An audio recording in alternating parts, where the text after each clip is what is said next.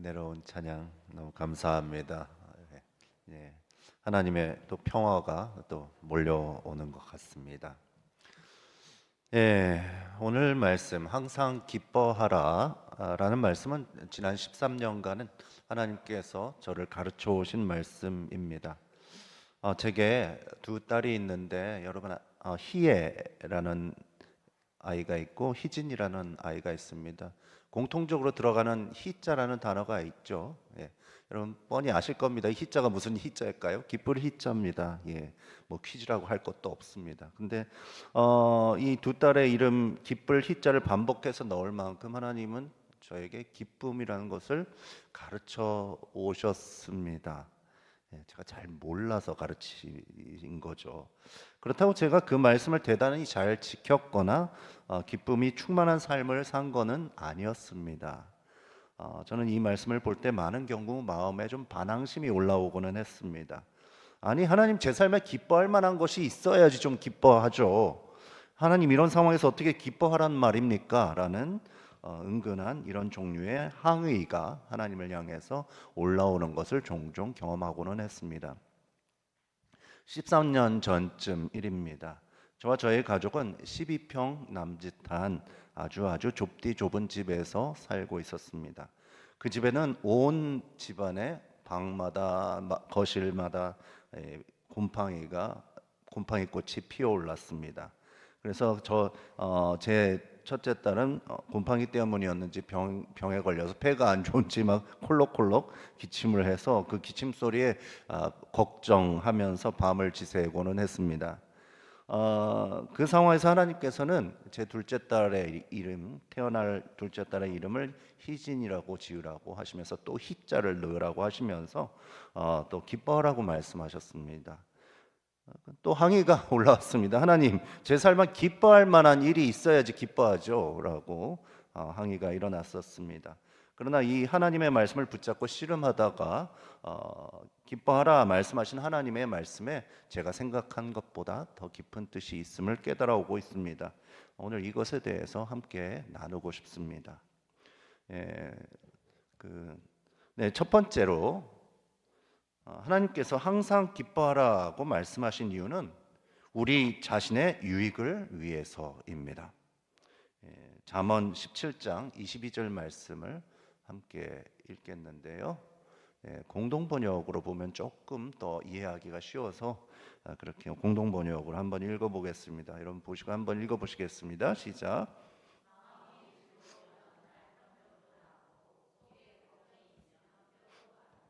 네, 굉장히 마음에 다가오도록 번역이 잘 돼 있죠. 마음이 즐거우면 어떻게 된다고요? 알통병도 낫는데요. 그리고 반대로 걱정하고 염려하면 어떻게 된다고요? 뼈도 마른다라고 되어 있습니다. 예, 제가 아는 어떤 목사님은 설교 중에 이런 말씀을 하셨습니다. 그분의 어머니께서 치명적인 암에 걸리셨는데 또 사형 선고를 받으셨습니다. 또 몇 달 못 산다라는 사형 선고를 받으셨는데 그때 목사님의 어머니가 이 말씀 마음이 즐거우면 앓던 병도 낫고 또 근심하면 뼈도 마른다 이 말씀을 보고 깨닫고 그때부터 매일 저녁에 웃기 위해서 크게 노력을 하셨습니다. 그래서 뭐 시트콤이나 개그 프로그램을 보면서 매일 배꼽을 잡도록 웃고 또 하나님 안에서 즐거움을 찾도록 굉장히 노력을 했다고 합니다. 이렇게 1년을 지내니 의사가 도저히 나을 수 없다던 치명적인 암이 1년 만에 낫게 되는 기적이 일어났습니다. 한순간에 확 나은 게 아니라 웃다 보니 어느 순간에 점점 좋아져서 나았다는 것이죠.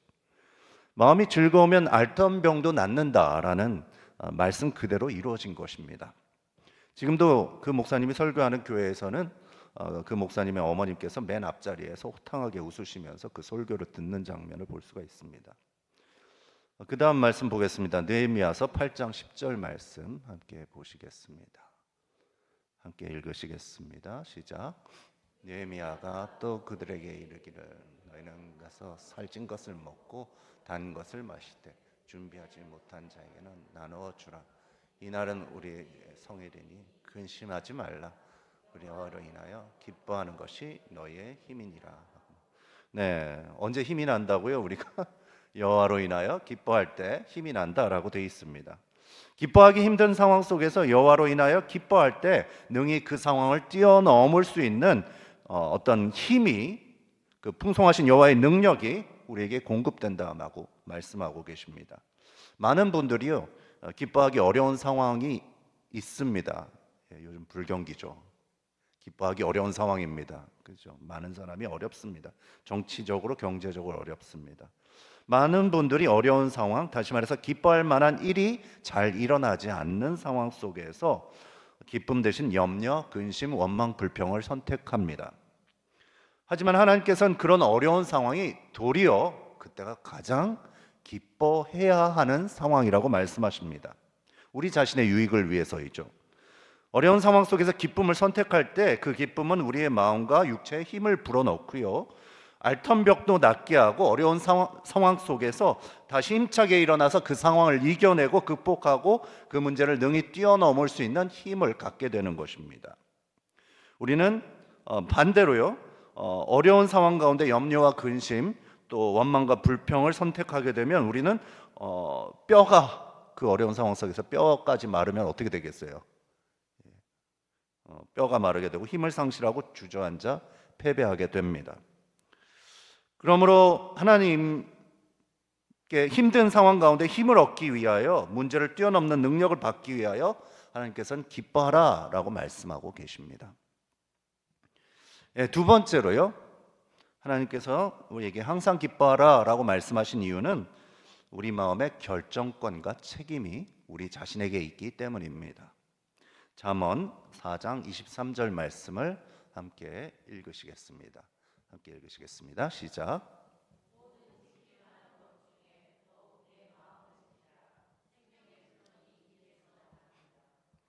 아멘. 여기서 마음을 지킨다라고 했을 때 여러분 이것을 상상하시면 됩니다.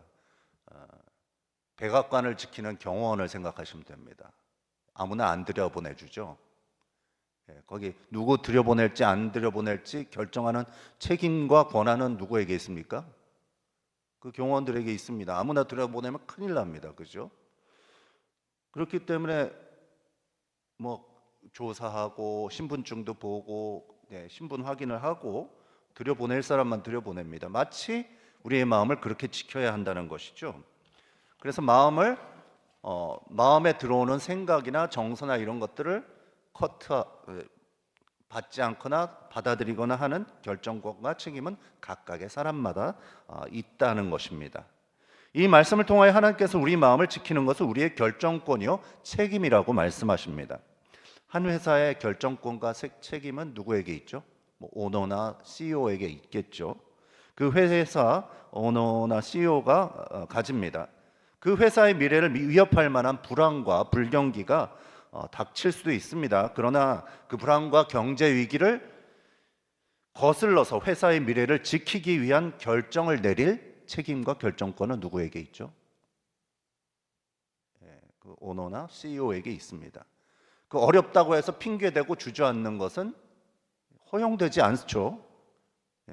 주주들이 이해해 주겠습니까? 이해하지 못합니다. 책임을 지웁니다. 권리도 있고 책임도 있습니다. 결정권이 있기에 책임도 있습니다. 마찬가지로 우리 마음의 결정권과 책임은 우리 자신에게 있다는 것입니다. 어려운 상황이 우리에게 낙담하도록 유혹할 수도 있습니다. 우리 마음을 어렵게 하는 사람이 우리를 분노하도록 원인을 제공할 수도 있습니다. 그러나 바로 이때라도 역시나 우리의 마음의 결정권은 우리 자신에게 있다는 것입니다. 세상 사람들이 많이 하는 말들이 있죠. 이 힘든 세상이 나를 절망하게 해. 저 사람이 너무 못되게 굴어서 나를 화나게 만들어. 뭐하게 만들어. 이 상황이 나를 실망하게 만들어. 낙담하게 만들어라는 말을 많이 합니다. 하지만 이것은 성경적이지 않은 말입니다. 어떤 것도 우리 마음을 화나게 만들거나 절망하게 만들 수는 없습니다. 다만 우리 마음을 화나게 만들거나 절망하게 만들 수는 없고요. 다만 우리 마음을 화나게 하거나 절망하도록 유혹할 수 있을 따름입니다. 상황이나 사람은 우리에게 유혹할 뿐입니다. 그 유혹을 뿌리치고 여호와를 기뻐하도록 우리 마음을 결정할 수 있는 것은 우리 자신이라는 것입니다. 그래서 우리 성도들은 이렇게 말해야 될 줄 믿습니다. 이 상황이 날 절망하도록 유혹하지만 나는 나의 힘이 되시고 도움이 되시는 여호와로 말미암아 기뻐할 것을 선택할 거야. 저 사람이 날 화나게 만들려고 유혹하지만 나는 도리어 저 사람을 용서하고 나의 변호자 되시고 내 얼굴을 도우셔서 보상하시는 하나님으로 말미암아 기뻐할 것을 선택할 거야 라고 말할 줄 알아야 합니다. 시편 37편 4절 말씀을 함께 읽으시겠습니다. 시편 37편 4절 말씀입니다. 함께 읽으시겠습니다. 시작.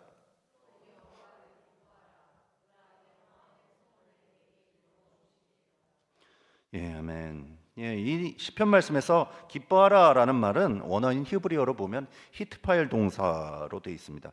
뭐 영어로 따지면 사역 동사 같은 거예요. 그래서 뭐 make, have, let 뭐 이런 뜻인데 여기서 make라고 해석하면 make yourself joyful입니다. 네 자신을 스스로 기뻐하도록 만들어라라는 뜻입니다. 한국말로 말하면 너의 마음을 스스로 선택하여 기뻐하도록 하라라고 하면은 정확한 번역일 수 있겠습니다. 그래서 같은 뜻입니다. 우리 자신이 우리 마음의 CEO란 것입니다. 그래서 우리 마음을 기뻐할 수 있도록 선택할 수 있는 결정권이 누구에게 있습니까? 우리 자신에게 있다는 것입니다. 우리는 바로 이 순간 행복하기를 선택할 수 있습니다. 미국에서 실제로 있었던 일입니다. 어떤 노인분께서 연세가 들고 부양가족이 다 없어서 노인 요양원에 맡겨지게 됐습니다. 그 노인분은 눈이 안 보이는 분이었습니다. 그래서 좋지 않은 상황이었죠. 시력도 잃으시고 요양원에 맡겨지게 되는 그 상황 속에서 어떤 여자분께서 이 노인분을 요양원에 데려가기 위해서 찾아왔습니다. 그 여자분은 요양원에 있는 그 노인이 묵을 방의 모양을 설명해 주기 시작했습니다. 그 방 벽지 색깔이 어떻고 침대가 어떻고 그 책상이 어떻고 크기가 어떻고 그런데 설명해 주고 있는데 이 여자분이 방의 모습을 설명해 줄 때마다 이 노인분은 I love it, I love it 이렇게 대답 추임새를 넣었다고 해요. 아, 정말 좋은데 그 방 너무 마음에 들어 이렇게 추임새를 넣었다고 합니다. 와, 정말 멋진 방인데 이런 식으로 외쳤습니다. 그 여자분이 신기했던 모양이에요. 그 할아버지에게 여쭤봤습니다. 아니 할아버지는 뭐 그 방에 아직 가보지도 못했고 제가 느끼기에는 그 방이 아주 그렇게 훌륭한 방도 아닌 것 같은데 뭐 그렇게 좋다고 이렇게 크게 소리 추임새를 넣으십니까? 이렇게 물어봤습니다. 그 할아버지는 이렇게 대답했다고 합니다. 그 방이 어떤 방인지 정확히 알지는 못하지만 나는 내가 지금 확실히 아는 것은 행복은 내가 결정하는 거야. 난 지금 내 마음으로 행복을 선택하고 있는 거라고 대답했다고 합니다. 여러분, 행복은 머나먼 미래에 있는 것은 아닙니다. 20평 아파트에서 30평 아파트로 옮겨가는 그날 행복이 찾아오는 것은 아닙니다. 여러분의 자녀가 명문대학에 들어가는 그날 행복이 갑자기 찾아오는 것은 아닙니다. 저와 여러분의 행복은 생각보다 굉장히 가까이에 있습니다. 바로 여러분의 마음 안에, 저와 여러분의 마음의 선택 안에 있습니다. 저와 여러분은 지금 행복을 선택할 수 있습니다.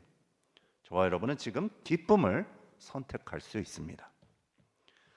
하나님께서 항상 기뻐하라 라고 말씀하신 세 번째 이유는 이것입니다. 우리의 기쁨의 근원 되신 하나님을 기뻐할 때 하나님께서는 우리의 소원도 이루어 주신다라고 약속하고 계십니다.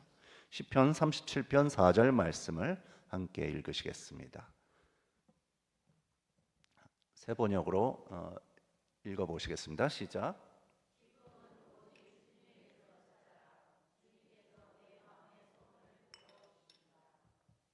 아멘. 이 말씀에서 하나님께서 말씀하신 순서가 있습니다. 하나님 그분 자신을 기쁨의 근원으로 삼고 먼저 하나님을 기뻐하라라고 말씀하십니다. 순서가 중요합니다. 그러면 하나님께서 어떻게 하십니까?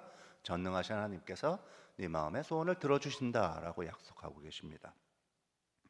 이 순서에 있어서 하나님과 우리 사이에 실갱이가 보통 벌어집니다. 하나님, 저의 소원을 먼저 들어주십시오. 소원을 이루어지면 그때 가서 하나님을 기뻐하겠습니다. 보통 우리는 이런 순서로 하나님께 기도하죠.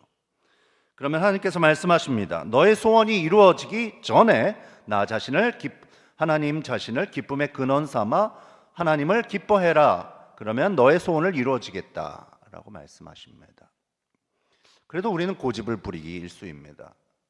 저희 청년 시절에 저는 이런 고집을 부렸습니다. 결혼시켜 주십시오. 하나님 기뻐하겠습니다. 예. 일 풀리게 해주십시오. 하나님 기뻐하겠습니다. 그 약속을 보통 안 지킵니다. 근데요, 또 먹튀예요, 먹튀. 소원만 딱 듣고 잘난 것처럼 또 자랑하죠.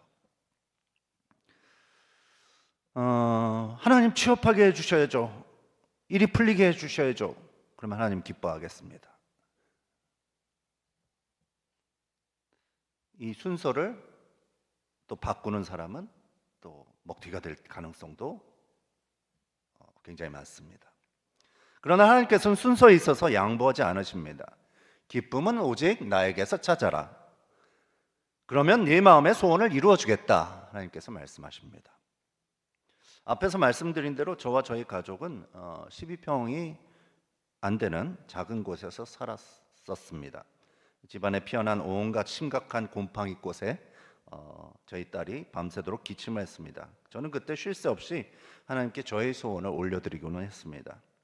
하나님, 좀 좋은 집에서 좀 살게 해주십시오. 이게 뭡니까? 이런 식으로. 또 저희 강승경 사모도 그런 소원이 있었어요. 그렇게 함께 기도하고는 했습니다. 하루는 강승경 사모가 어떤 집에 설계 도면을 저에게 들고 왔습니다. 지금 그때 살고 있었던 집의 한 2배 정도 크기의 저희가 딱 저에게 어울리는 구조를 가진 집이었습니다. 그 설교도면을 보고 하나님께 소원을 올려드렸어요. 그래서 기도 제목으로 그때 다니던 교회에 냈습니다. 그리고 주님, 이런 집에 살기 원합니다 하고 설교 도면까지 오려가지고 기도 제목에 냈습니다. 저희들의 끈질긴 기도를 들으시던 하나님께서 어느 날 저에게 태어날 이름을 그 둘째 딸의 이름을 기쁠 희자를 넣어서 희진이로 짓게 하시면서 이렇게 말씀하셨습니다. 그래, 내가 너를 사랑하지 않니? 내 아들을 십자가에 내어줄 만큼 너를 아끼지 않니? 너는 나를 믿고 이제는 나 자신을 기쁨의 근원을 삼아서 행복을 선택해 보지 않겠냐? 나는 네가 좋은 집이 아니라 나로 인해 행복할 수 있다는 것을 체험하기를 원한다. 하나님께서 저에게 말씀하시는 것 같았습니다. 이 하나님의 음성이 저에게 들린 이후로 저는 저의 집에 대한 소원을 하나님께 맡겨드리고, 정말 참된 행복의 근원이라고 말씀하시는데 그분이 정말 행복의 근원이 될 수 있는지 한번 체험하고 도전해 보기로 했습니다. 기도 신앙과 찬양 시간에 하나님 그분 자신을 얼굴을 구하며 그분이 저에게 다가오셔서 기쁨의 근원이 되실 것을 구했습니다. 기도 시간과 찬양 시간이 달콤해지고 행복해지기 시작했습니다. 제 삶의 행복이 회복됐습니다. 12평에 산다고 그 집 곰팡이가 그 집에 가득하다고 해도 뺏길 수 없는 오늘 노래 가사와 같은 어떤 평화와 기쁨이 있었습니다. 그러자 하나님께서는 그분께 맡겨드린 저의 소원을 만족시키는 방향으로 역사하시기 시작했습니다. 먼저 곰팡이로 인해 기침하는 가족들이 사라지고 건강들이 회복되기 시작했습니다. 그리고 어렵던 재정이 스르르 풀려가기 시작했습니다. 그리고 기도 제목으로 한 집에 설교도를 올려드린 지 1년 정도 지난 후에 저희는 이사를 가게 됐습니다. 그리고 저희 부부는 깜짝 놀랐어요. 그 설교 도면과 너무나도 비슷하기에는 부족한 말 같아요. 거의 똑같은 그런 집으로 이사를 가게 됐습니다. 여러분, 하나님 아버지께서는 저와 여러분을 사랑하시고 그 소원을 이루어 주기를 원하시는 좋으신 아버지이십니다. 시편 103편 5절 말씀에 좋은 것으로 내 소원을 만족하게 하사 내 청춘을 독수리와 같이 새롭게 하시는도다 말씀하십니다. 다만 하나님 아버지께서는 우리로 하여금 그분께서 유일하고도 진정한 기쁨의 근원이심을 알고 우리가 체험하기를 원하십니다. 그게 되지 않는다면요, 우리는 할 수 없습니다. 우상 숭배를 할 수밖에 없습니다. 우리는 기쁨의 근원을 섬기게 되어 있어요.